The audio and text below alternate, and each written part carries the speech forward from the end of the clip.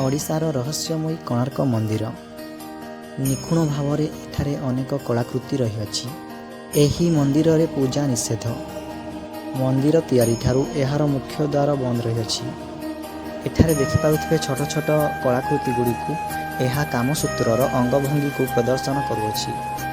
କାମସୂତ୍ର ସମ୍ପର୍କରେ ଏବେ ଲୋକମାନେ ଭଲ ଭାବରେ କଥା ମଧ୍ୟ ହେଉନାହାନ୍ତି, କିନ୍ତୁ ସେ ସମୟରେ ଏହାକୁ କିପରି ଭାବରେ ଏଠାରେ ପ୍ରଦର୍ଶନ କରାଯାଇଛି ତାହା ଏକ ରହସ୍ୟ ରହିଅଛି।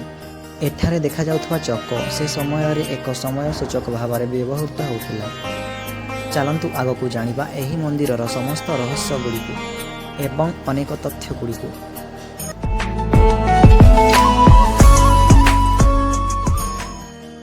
ଜୟ ଜଗନ୍ନାଥ, ମୁଁ ହେଉଛି ତନ୍ମୟ। ଆମେ ଆସିଥିଲୁ କୋଣାର୍କକୁ ଗଲାବେଳେ ରାସ୍ତାରେ ଅନେକ ପ୍ରକାରର ଦୋକାନ ଗୁଡ଼ିକ ବସିଅଛି, ଯେଉଁଥିରେ କି ହାତ ତିଆରି ଅନେକ ପ୍ରକାର ଖେଳଣା ଏବଂ ଅନେକ ପ୍ରକାରର ହାତ ତିଆରି କଳାକୃତି ବିଶିଷ୍ଟ ବସ୍ତୁ ଏବଂ ସାମଗ୍ରୀ ଗୁଡ଼ିକ ବିକ୍ରି ହେଉଅଛି। ତାହା ଦେଖିବାକୁ ବହୁତ ମନୋରଞ୍ଜକ ହୋଇଅଛି।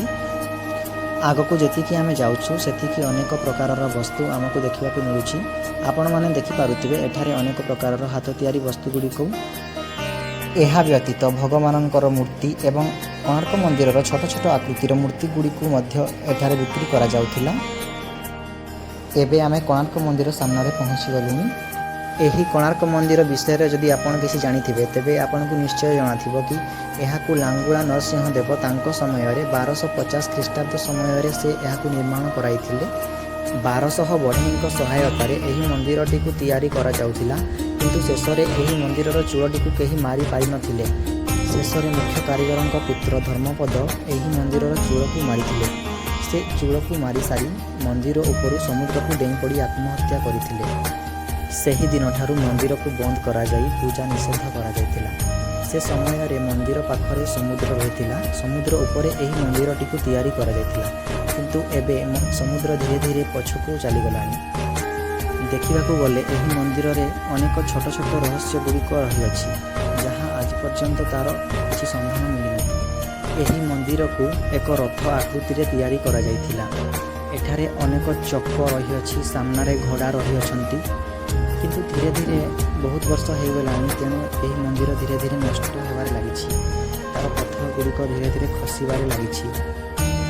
ଏହି ମନ୍ଦିରଟିକୁ ଯେତିକି ହୋଇପାରୁଛି ସେତିକି ମରାମତି କାର୍ଯ୍ୟ ମଧ୍ୟ ଚାଲିଅଛି। ଏଥିରେ ଦେଖିପାରୁଥିବେ ଚକ ଗୁଡ଼ିକୁ।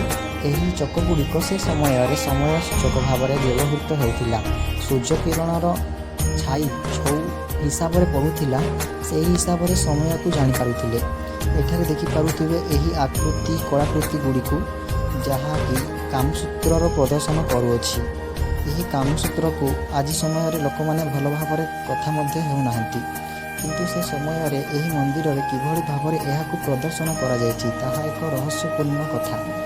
ପୂର୍ବରେ ଗୁରୁକୁଳମାନଙ୍କରେ ମଧ୍ୟ କାମସୂତ୍ର ସମ୍ପର୍କରେ ଅଧ୍ୟୟନ କରୁଥିଲେ। ଏଥିରେ ଜଣାପଡ଼ିଥାଏ କି ପୂର୍ବରେ କିଭଳି ଭାବରେ କାମସୂତ୍ର ଏବଂ ଜୀବନର ଅନେକ ବିଷୟ ଭଙ୍ଗୀ ବିଷୟରେ ସେମାନଙ୍କୁ ଅଧ୍ୟୟନ କରାଯାଉଥିଲା, କିନ୍ତୁ ଧୀରେ ଧୀରେ ଏବେ ଆମର ସମାଜରେ ଅନେକ ପରିବର୍ତ୍ତନ ହୋଇସାରିଛି ଏବଂ ଲୋକମାନେ ଏ ବିଷୟରେ କଥା ମଧ୍ୟ ହେବାକୁ ଲଜ୍ଜା କରିଥାନ୍ତି।